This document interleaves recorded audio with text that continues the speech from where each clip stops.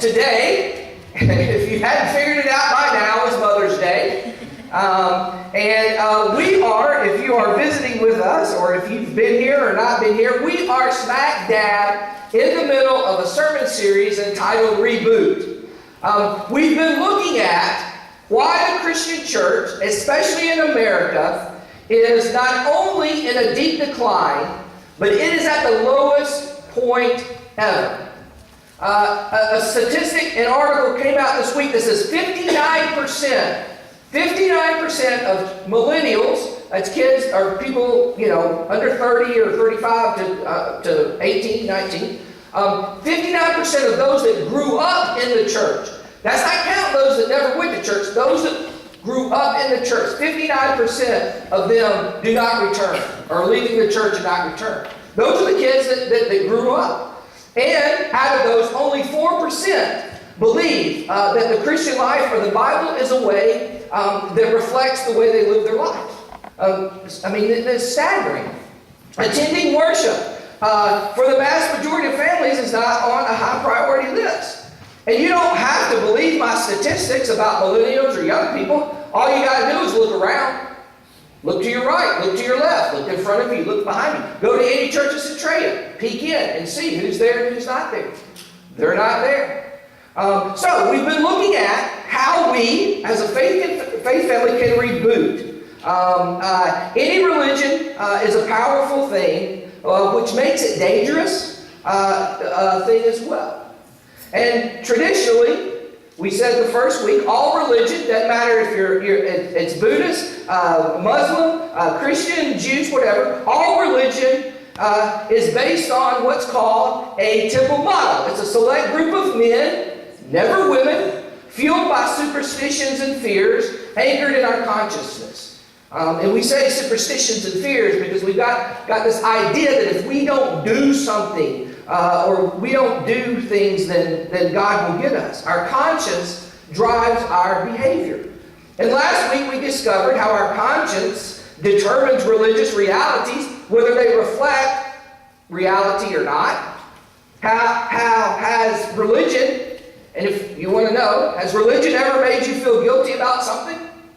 And then later on, you realize there was no reason for you to feel guilty, or vice versa. Did you do something and not feel guilty, and later as you grew in your faith, you felt guilty about it? And in our country, there are great changes happening to our national conscience as we move in one direction or the other. And our conscience has been shaped by a version of Christianity that was never, ever intended. It's a mixture of this temple model and Jesus movement. And we're learning that you just can't mix the two. It just doesn't work. And you feel the way you feel about God. You feel the way you feel about sin. You feel the way you feel about others by what you have been taught. So whoever controls your consciousness ultimately controls your behavior. I will admit, my children are here, close your ears for this. I'll admit, growing up, I was a very bad kid. I was horrible. I won't deny it. But my mother raised me right. She raised me right. I was blessed. And to this day, before I act, after I act, I still think in the back of my head, what would my mother think? What would she think? She mastered the art of parenting with love and guilt mixed in. It's there. What would she think? So whoever controls our consciousness controls our behavior. And we've got to separate the temple model from Jesus. And again, the temple model is a sacred place, filled with sacred texts and rules and traditions, interpreted and governed by sacred men, never women, to a bunch of superstitious followers. And these followers would look to a group of men, never women, to see where they stood in the presence of God. And many people began to see through this. And Jesus showed up. And Jesus rebooted the whole religious system. Jesus established this new movement, a new commandment, a new ethical guideline, and began this new movement. Jesus says, look, if you don't know what to do, just ask. What would love require me to do? We looked at that last week. And Jesus began this gathering and movement of people. And then instead of using the correct English translation for the word, we took out the proper English word and we replaced it with the German word, which means the house of the Lord. You see, Jesus didn't come to establish a place, a house of the Lord, a sacred place, a sanctuary, a cathedral. Jesus came to establish sacred people. And Jesus didn't come to abolish the Old Testament, but to fulfill it. And Jesus replaced animal sacrifices with self-sacrifices. And no more vertical, looking up, instead looking around to those around you. Jesus literally rebooted the entire religious system from top to bottom. And the Apostle Paul knew that you can't mix the temple model with Jesus. He just knew it wouldn't work. Because Paul sat on the front seat of the temple model. He knew a little temple model would ruin the entire Jesus movement. He said, look, a little bit of the wrong thing will impact the whole thing. And last week we read, and I shared it with the kids, he wrote it in the church in Galatia, and he said, look, the only thing that counts is faith expressing itself through love. That's it. And Paul wrote this down. It's Paul who was a Hebrew scholar. It was Paul by age 13 or 14 memorized the entire Torah. It was Paul, the expert of the law and traditions of the church. This is Paul who wrote this, that was the head of the Pharisees. And then he writes to this other group of gathering of people that he assembled in Corinth, in the city of Corinth. And this group was divided, very divided. And there were some of the Jewish people going to the temple to worship. There were some of the pagans going to pagans' temples to worship. And so Paul writes to them in 1 Corinthians 6:19. He says, look, do you not know that your bodies are temples of the Holy Spirit who is in you, whom you have received from God? You are not your own. And we've translated this so wrongly over the years to simply mean that it means we need to take care of our bodies, that we're a temple. And it does mean that. It does mean that we've got one body and we need to take care of it. But that's not what Paul meant. Paul says your body is a temple. And the people were confused because the temple was a place you go to. You can't go to your own body. And Paul says, look, no more. He says, that's the old way of thinking. He says, you are more sacred to God than a sanctuary, than a building, than a cathedral or a place. You are. There's nothing more sacred to God than you, or the person to your right, or the person to your left, or the person in front of you, or the person behind you. Paul says, look, no more holy of holies. We are all portable temples, which is engulfed by the same Spirit of God, which was behind the curtain in the temple of the old model. That same Spirit is within you. Paul says every child, every person, every woman, every man is sacred in the eyes of God. And this concept was mind-boggling, but it was also freeing. And this movement of Jesus got off to a great start. And for a nerd like me, in seminary and stuff, we had to go back and read what other pagans, not Christians, wrote about the early Christians. And if you're ever bored or want to sleep at night, go get some of that and read. But here's what the people that weren't Christians could not believe about Christians. Are you ready for this? They took in abandoned children. Whoa. Those Christians took in abandoned children who were pagan, who were Jewish, and who were Gentile. They also wrote, you know what those Christian people do? They feed the hungry. They don't care if you're Jewish or Gentile or pagan.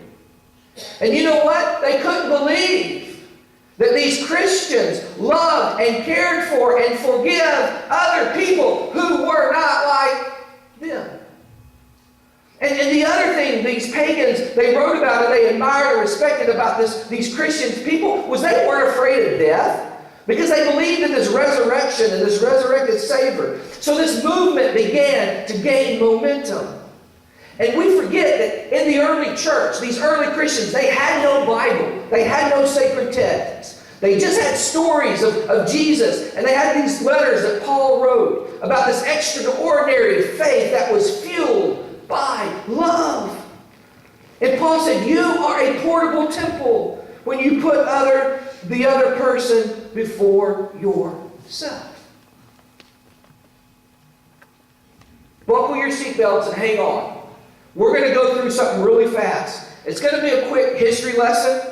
And you're going to say, I've lost my mind. This has nothing to do with what we're talking about. And it's going to seem very irrelevant for a while. But trust me, please trust me, and just pay a little bit of attention if you get a little bit. Here we go. You see, God put a punctuation mark on destroying the temple model. Because just 70 years after the death of Jesus, God destroyed the temple in Jerusalem. It was gone. He destroyed it. And the purpose of that model the temple model was to point to the Messiah. Jesus had already came, so it was no longer needed. And so it was destroyed. Because see, Jesus didn't come to abolish the old ways, but to fulfill them. And He gave 2 commandments. It was love God by loving other people. That was it. And so the people all over who had absolutely nothing in common found this community in Jesus. And this movement began to spread and spread and spread. And then, on October 28th, 312 AD, the Emperor Constantine was heading into battle with his soldiers, and he looks up and he sees in the stars a cross. And he hears this voice, they say, that says, in this sign, conquer. So, in this sign, conquer. So he paints this cross on the shields of his soldiers, and everywhere he can with this slogan, in this sign, conquer. And the amazing thing is when he went into battle with this cross on their armor, they were victorious. And Constantine began to rise in power. And Christians rose in acceptance as this cross became a very popular symbol because it meant victory. And so Constantine begins what he calls the Holy Roman Empire. And it was more Roman than it was holy, but he legalizes Christianity. And Constantine begins to pour money into building churches and elevates Christians. You see, the main thing was Christians no longer, under Constantine, had to pay taxes. So the rich would dedicate everything they had, everything they owned to the church to avoid taxes. And the rich became getting richer. So it paid literally and figuratively to be a Christian. And Constantine did other things as well. He was the first emperor to give rights to children, which is a good thing. And he paid families, actually. He paid families to take orphans in and abandoned children in and care for them. But overnight, Christianity went from being persecuted, a persecuted minority actually, to an empowered majority. The problem was, no ill intent, Christianity became inseparable with the Roman Empire. You see, church leaders created their own temple model with a little bit of Jesus thrown in. It recycled the temple model. Sacred places where sacred men taught sacred texts and interpreted them to people and told them how to act. And that was good for a while. That was going on until what is known as the Arian controversy came in. And this controversy came in, stay with me, I don't fall asleep yet, came in over the word, you got this, begotten. It came over the word begotten. You see this guy named Aries taught Jesus became God after he was born. It was when the dove ascended on him. That was when he became God. And another group of people said, no, Jesus was born God. And so this debate began to take place. And so Aries So Constantine calls this council. He calls this council together. And he says, look, we're going to debate it because I don't want any division in Christianity. Christianity just can't divide. We're all going to come together. And this guy named Anastasius of Alexander actually won the debate. And out of this council comes this thing called the Nicene Creed. There is this great political and financial divide in the church. You got those that believe Aries, you got believers that Anastasius.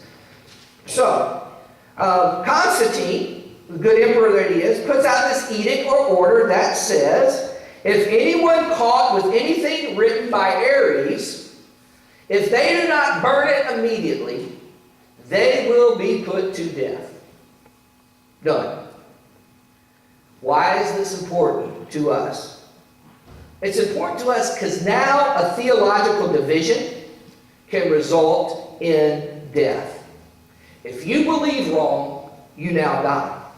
No longer is faith about how you act. It's about what you believe. And like that, we're back to the temple model. And then we get things like the Apostolic Creed. We get Christianity became creedal with no mention of love and behavior. And the emperor signed off on all these creeds. There was no mention of behavior because emperors had very bad behavior. In all of history, no one was ever arrested. No one was ever put to death. No one was ever executed except Jesus because they loved too much. No one. It was all about what they believed and what they didn't believe. And then popes and bishops and priests had all the power. And we were back to the temple model as they could withhold communion, they could withhold baptism, they could withhold marriage, they could withhold any forgiveness. These men, again, could withhold anything of the church if they deemed necessary.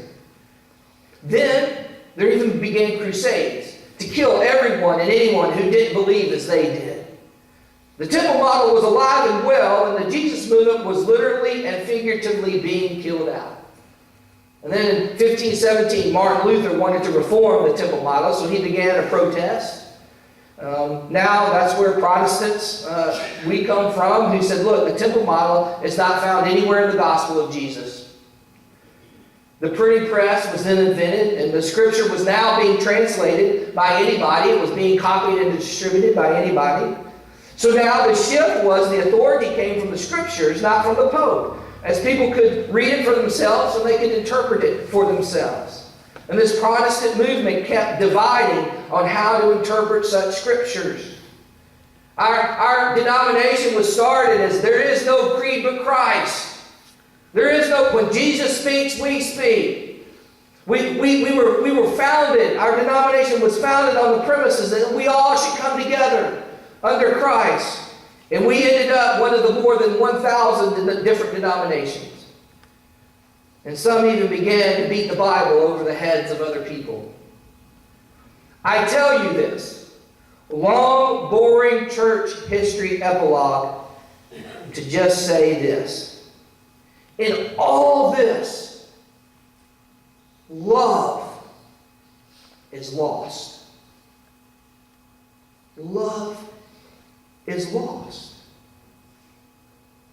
And this didn't happen, what I'm about to say, but I can imagine. I can imagine Jesus and Peter and Paul standing on the rail looking down over us. And I can believe the conversation would go like this. How in the world did things get so messed up? And Jesus says, look, I could not have been any clearer. I looked them in the eye. I told them in the 13th chapter of the Gospel of John, in the 34th verse, I told them, a new command I give you. Love one another as I have loved you. You must love one another. Before this, everyone will know that you are my disciples if you love one another. And Jesus said, and to top it off, I even washed their stinking dirty feet. And Paul says, look, no offense, Jesus. I sent them all letters. I made copies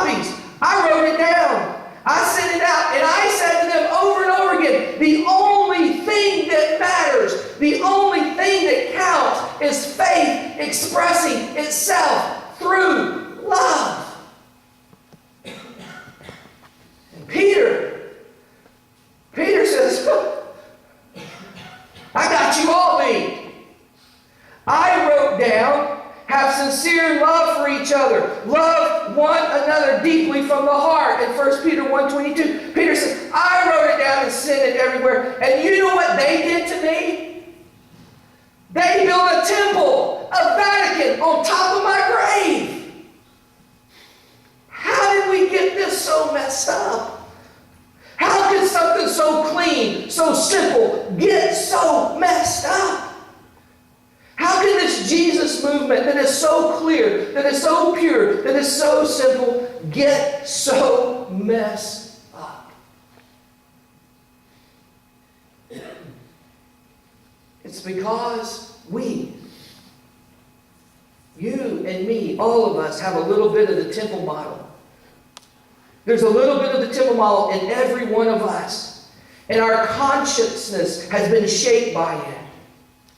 You see, what you fear, what you see as sin, what you think God condemns, has been taught to you in such a way that your own consciousness holds onto it. And we are held back. And consequently, we hold the church and Jesus' movement back. And you're sitting there, I get it, I hear it. You're saying, look, Tommy, you don't know anything about me. How can I have temple model in me? You're right, I don't. How can you say that? Well, let's just go through some questions and see where we rate up. Have you ever wondered how close you can get to sin without sinning? That's temple model. How close can you get to sin without really sinning? That's temple model. And if that's the way you think, stop treating God like He's stupid. But see, God, I want clear lines of what's sin and what isn't, because I want to get as close as I can, just as close as I can without going over it. And God, I don't want to tick you off. And people ask me as a pastor all the time, what is sin? And I tell them, I don't know what sin is, but I know that that's temple model thinking. Because Christ died for all our sins. Have you ever felt guilty about missing church, but not guilty about the way you treated someone else? Family member, co-worker, stranger? You see, somehow in our mind, church takes a precedence over how we treat other people. That's temple model. That's temple model. Have you ever feared for the eternal salvation of your child because they were not baptized? That's temple model. Look, baptism of a child is important. Water on the head of an infant that they have no control over does not determine where they spend eternity. Temple model. You know what Jesus said about children? Jesus had mad love for children. You know what Jesus actually said about children? He said, bring them to me. He says, take a look at this child. Now you be like them. That's what Jesus said. Here's one. Have you ever failed morally or ethically? Now, you decide your own moral measuring stick. I'm not going to do that. But in your mind, you know that you have failed morally or ethically. Were you more concerned about what God might do to you than what you have done to the other person? If you're more concerned about what God will do to you than how your actions affected other people, that is temple model. Is there a ritual that makes you right with God and removed all responsibility to make restitution to the person you hurt or sinned against? I mean, do you believe there's a prayer, a rule, or a ritual, or a tradition that will remove your responsibility to make things right with the person you hurt? That's temple model.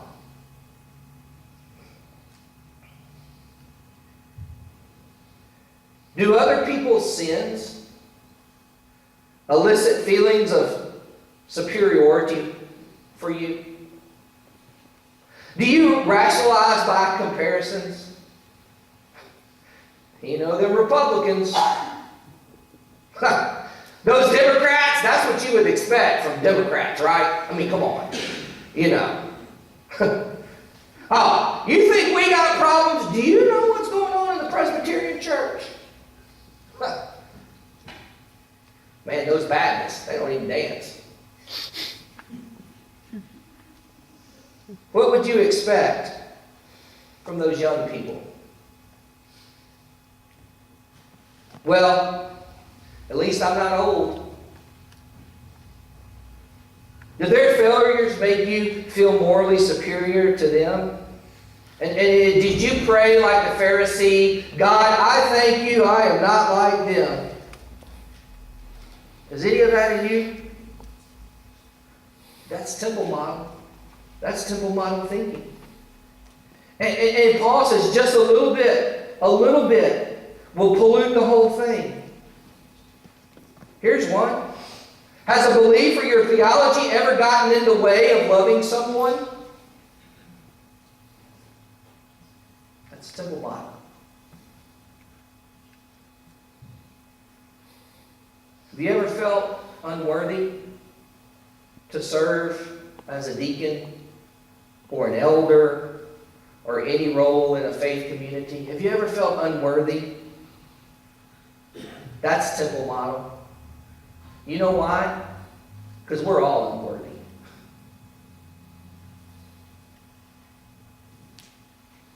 Have your views and beliefs ever gotten in the way of you loving you?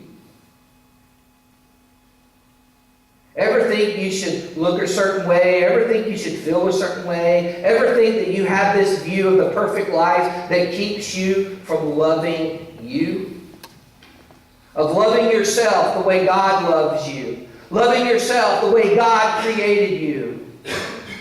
If so, that is temple model thinking. And there's a temple model in all of us. And see, our consciousness is bound to it. Imagine. Though if we were free from it. Can you imagine if we were free from that model of thinking? What if every single one of us got out of bed every single morning with confidence knowing that God is fine with us? That God's good with us. So now, I got to go out and I got to figure out how I can be fine with other people. What fuels the temple model inside of us is our fear to truly embrace the gospel. What holds us back as a faith community is the fear to truly embrace the gospel of Jesus Christ. Because if you believe that Jesus is the Son of the living God and you believe that He died for your sins, you are in. You're okay.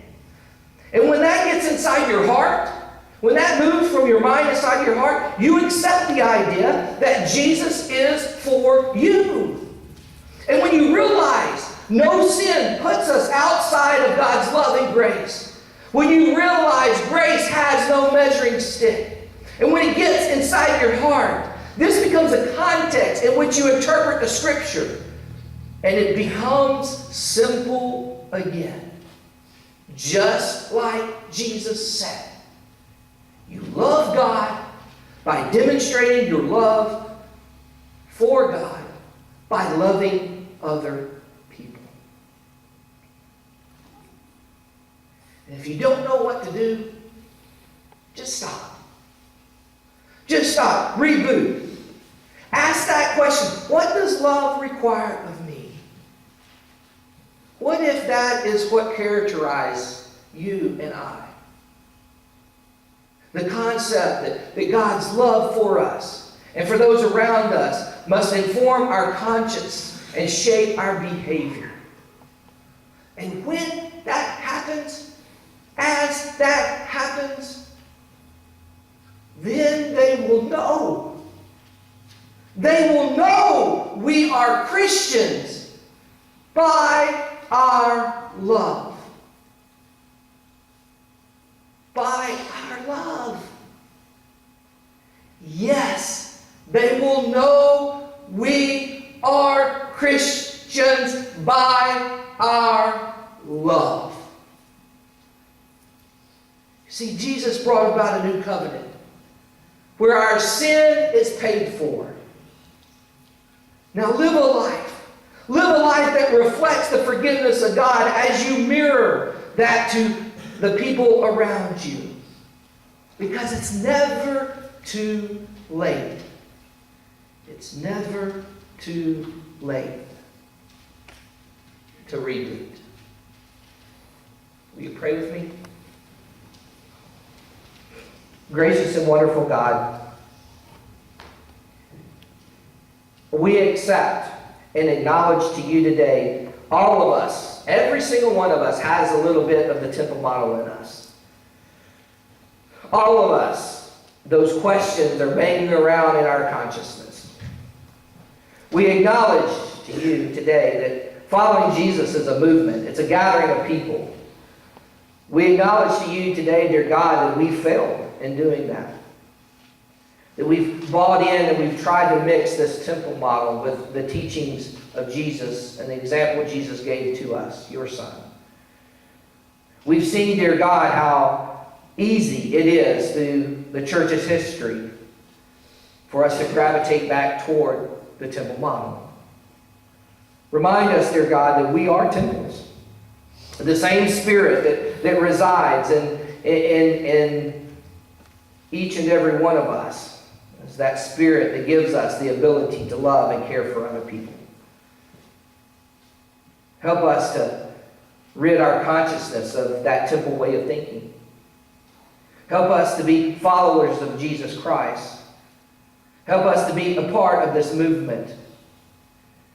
And help us to spread the word that those who do not know us, those in our community or who are watching us, those that want to hang on to the temple model, will know we are Christians. Will know we are followers of Jesus Christ. Will know without a shadow of a doubt that we are Christians by our love. Nothing else matters to you or to those around us. It's in Christ's name we pray. Amen. Amen.